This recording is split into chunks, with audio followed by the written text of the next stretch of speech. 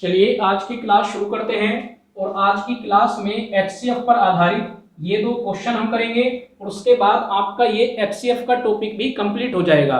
तो भाई अगली क्लास से मैं आपको एचसीएफ और एलसीएम के मिक्स क्वेश्चन कराऊंगा, क्योंकि एग्जाम के अंदर इस तरह के सवाल भी पूछे जाते हैं जहां पर एक ही सवाल के अंदर एचसीएफ और एलसीएम दोनों के ही कॉन्सेप्ट लगे होते हैं। तो अगर अभी तक आपने चैनल को सब्सक्राइब नहीं किया है तो चैनल को सब्सक्राइब कर लीजिए। लोकवाणी पाठशाला चैनल का नाम है, खुद भी सब्सक्राइब करें, अपने साथ पढ़ने वाले दोस्तों से भी सब्सक्राइब कराएं, ताकि आप सभी को नए नए कॉन्सेप्ट की जानकारी हो और हर आगे आने वाली क्लास से आप लोग अपडेट रहें। तो चलिए आज की क्लास शुरू करते हैं और पहला क्वेश्चन पढ़ते हैं। लिखा हुआ है, एक सफाई कर्मी को निश्चित दिनों के लिए दुकान में नौकरी मिली, जिसके लिए उसे 3239 रुपए दिए जाने तय हुए, परंतु कुछ दिन काम पर न आने के कारण उसे केवल 2923 रुपए ही मिले। तो पूछा गया है सफाई कर्मी का अधिकतम दैनिक वेतन कितने रुपए है। तो भाई दैनिक वेतन का मतलब होता है कि उसको प्रत्येक दिन कितनी मजदूरी मिल रही थी, उसका एक दिन का वेतन कितना था, ये हमें सवाल के अंदर बताना है। तो भाई सवाल पर अभी हम वापस आएंगे, पहले मैं आपको एक बार कॉन्सेप्ट समझा देता हूं। भाई मान के चलिए कि आपको एक दिन का वेतन, मान के चलिए आपको एक दिन का वेतन 10 रुपए मिलता है, ठीक है, और आपने कहीं पर 30 दिन काम किया। आपको एक दिन का वेतन 10 रुपए मिलता है और आपने कहीं पर 30 दिन काम किया, तो भाई आपको कितने रुपए मिलेंगे। तो भाई आप कहेंगे कि हमें 300 रुपए मिलेंगे। या मैं आपसे कहता हूं कि कोई व्यक्ति है जिसको एक दिन का वेतन 50 रुपए मिलता है और वो कहीं पर 30 दिन काम करता है, तो भाई उसको 30 दिन के कितने रुपए मिलेंगे। तो भाई एक दिन के 50 रुपए मिले, तो आप कहेंगे कि जी 30 दिन के 1500 रुपए मिलेंगे। इतना आपने काम कर लिया। भाई एक दिन का वेतन अगर 10 रुपए है तो 30 दिन का 300 रुपए होगा। एक दिन का वेतन अगर 50 रुपए है तो 30 दिन का वेतन 1500 रुपए होगा।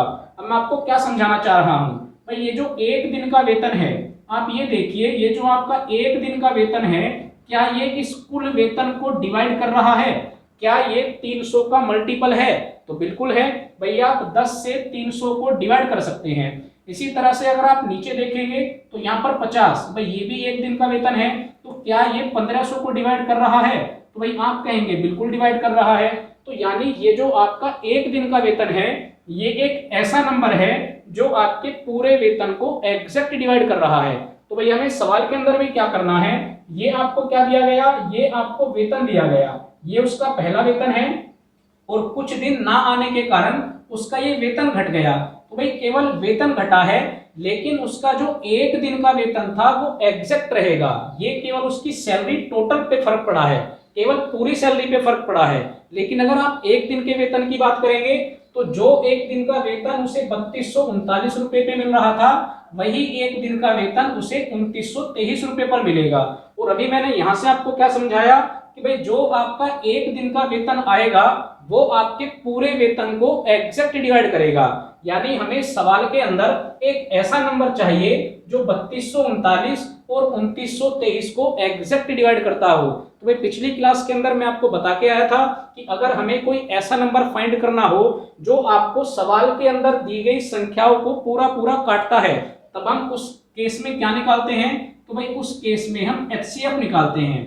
वापस समझा देता हूं, हमें इस सवाल के अंदर एक ऐसी वैल्यू, एक ऐसा नंबर निकाल के लाना है जो 3239 को और 2923 को एग्जैक्ट डिवाइड करता हो। तो भाई ऐसे केस में हम एचसीएफ निकालते हैं।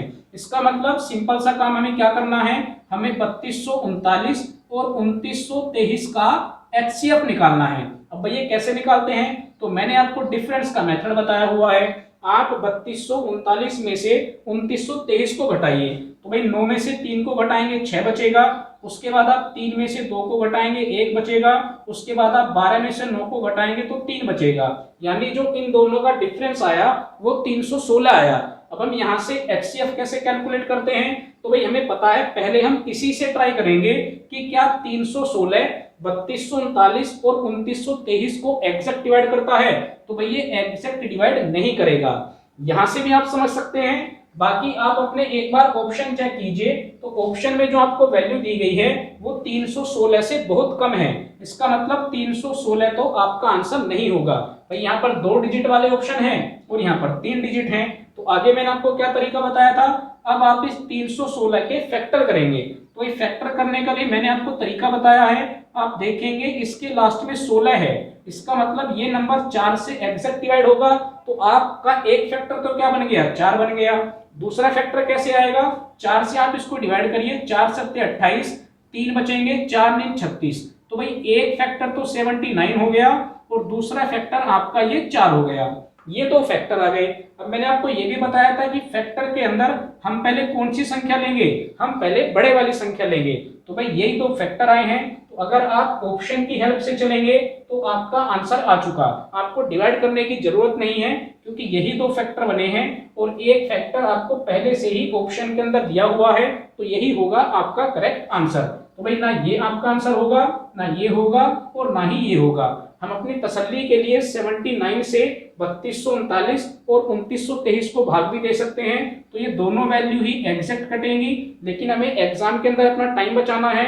भाई हमें पता लग चुका है कि फैक्टर कितना है 79, तो 79 आपको ऑप्शन में मिला हुआ है और यही होगा आपका आंसर। अगला सवाल देखते हैं। चलिए भाई अगला सवाल करते हैं।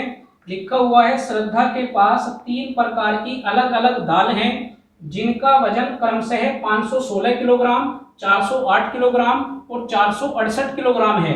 समान आकार के डिब्बों की न्यूनतम संख्या, भाई न्यूनतम का मतलब होता है कम से कम, तो समान आकार के डिब्बों की कम से कम संख्या क्या होगी जिसमें प्रत्येक प्रकार की दाल को एक साथ मिलाए बिना रखा जा सके। तो भाई सवाल पर वापस आएंगे। पहले मैं एक बार आपको दोबारा से बेसिक कॉन्सेप्ट समझाता हूं।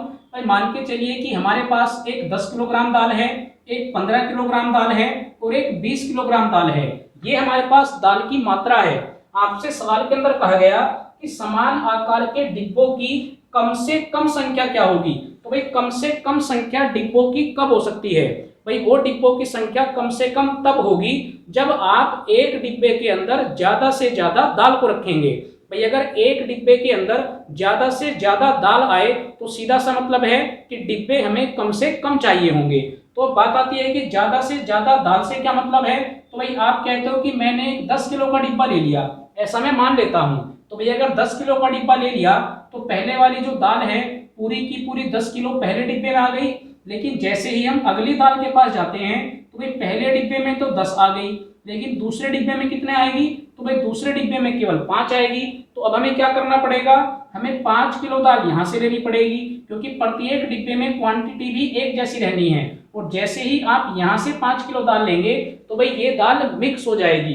जबकि सवाल के अंदर क्या कहा गया, एक साथ मिलाए बिना, दाल को एक साथ मिलाना भी नहीं है। तो भाई मैं आपको अगर कॉन्सेप्ट बताऊं तो कॉन्सेप्ट आपका ये कहता है कि आपको दाल की ऐसी मैक्सिमम, ऐसी हाईएस्ट वैल्यू लेके आनी है जो इन तीनों के अंदर कॉमन हो। तो भाई हाईएस्ट कॉमन का मतलब क्या होता है, हाईएस्ट कॉमन फैक्टर, यानी अगर आप इन तीनों दाल का जो दाल की आपको क्वांटिटी दी गई है, अगर आप इनका एचसीएफ ले लेते हैं तो आपके पास एक ऐसी वैल्यू आएगी जो इन तीनों के अंदर हाईएस्ट कॉमन होगी। जैसे भाई अगर मैं इनका एचसीएफ लेता हूं तो एचसीएफ इनका आता है 5।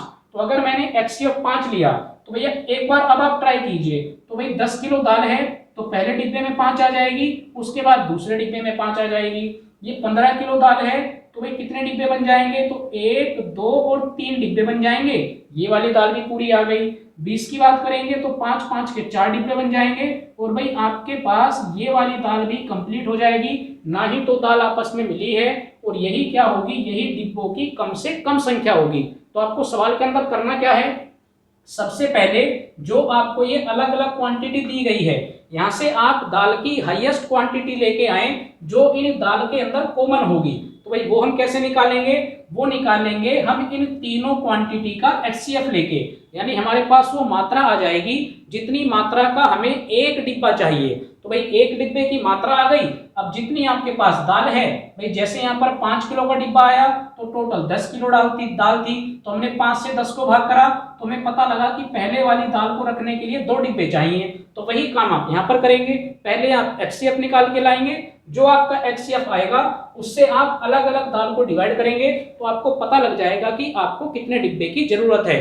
भाई सिंपल लैंग्वेज में कहें तो जो आप इसका एचसीएफ निकाल के ला रहे हैं वो एक डिब्बे की संख्या है। भाई जितनी एक डिब्बे में आप मात्रा को रखेंगे तो आपका एक डिब्बा तैयार हो जाएगा, तो आप उससे इसको डिवाइड करते जाएंगे तो आपको डिब्बों की संख्या मिलती जाएगी। आई होप की बात आपको समझ में आई है। तो चलिए अब हम इन संख्याओं का एचसीएफ निकालते हैं। तो भाई संख्या आपको दी गई है 516, एक संख्या आपको दी गई है 408 और एक संख्या आपको दी गई है 468। तो अगर मैं इनमें से दो संख्या लेता हूं जिनके अंदर कम से कम डिफरेंस है तो भाई वो संख्या होंगी 516 और 468। तो भाई अगर मैं यहाँ पर डिफरेंस की बात करता हूं तो आप 16 में से 8 को घटाएंगे 8 बचेगा, उसके बाद 10 में से 6 को घटाएंगे 4 बचेगा।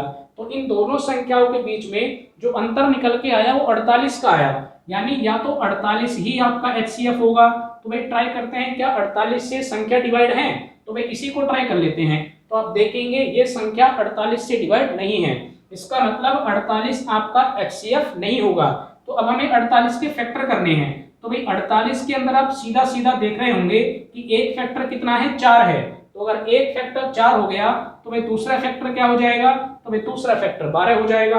अब हम पहले 4 से ट्राई नहीं करेंगे, हम पहले 12 से ट्राई करेंगे। तो भाई 12 से ट्राई करके देखते हैं। 12 से आप इसको काटोगे तो 12 चौक 48 और 12 तिया 36, पूरा पूरा कट रहा है। 12 से आप इसको काटोगे तो 12 तिया 36, 4 बचेंगे।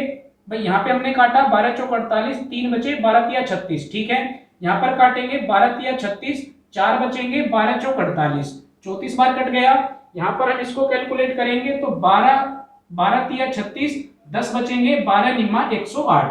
तो भाई हमने क्या देखा कि 12 से तीनों वैल्यू एग्जैक्ट डिवाइड हो रही हैं।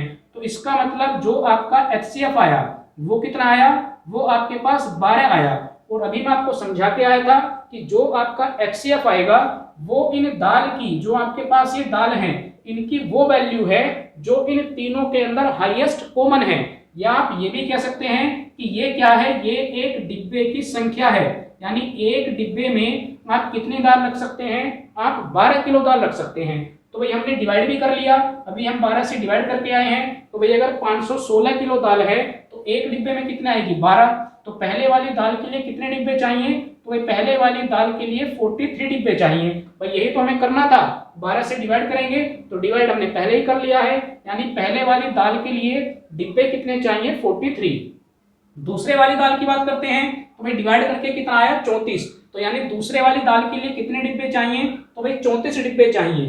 तीसरे वाले की बात करते हैं, इसको भी हमने 12 से डिवाइड किया है, पूरा पूरा डिवाइड हुआ। इसका मतलब यहाँ पर कितने डिब्बे चाहिए, तो भाई यहाँ पर 39 डिब्बे चाहिए। आई होप कि ये बात आपको समझ में आई है।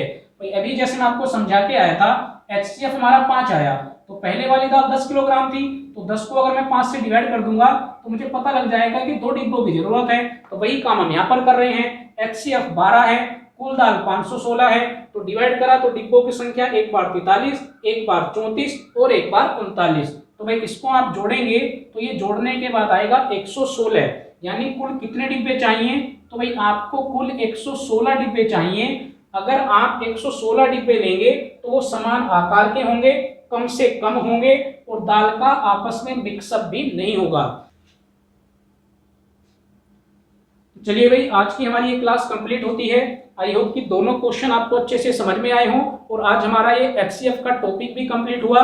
तो जैसा मैंने आपको बताया है कि अगली क्लास में मैं आपको एचसीएफ और एलसीएम के मिक्स क्वेश्चन कराऊंगा, तो आप अगली क्लास में भी हमारे साथ जुड़े रहें। क्लास अगर आपको अच्छी लग रही है, पढ़ाया हुआ समझ में आ रहा है, तो चैनल को आप सब्सक्राइब जरूर करिए। लोकवाणी पाठशाला चैनल का नाम है, खुद भी सब्सक्राइब करिए, अपने साथ पढ़ने वाले दोस्तों से भी जरूर सब्सक्राइब कराएं, ताकि उन सभी को नए कॉन्सेप्ट की जानकारी हो और एग्जाम के अंदर आप कम से कम टाइम में ज्यादा क्वेश्चन अटेम्प्ट कर अपना सिलेक्शन ले सकें। तो भाई अगली क्लास में एचसीएफ और एलसीएम के मिक्स क्वेश्चन के साथ वापस आप लोगों से मुलाकात होगी। Thank you.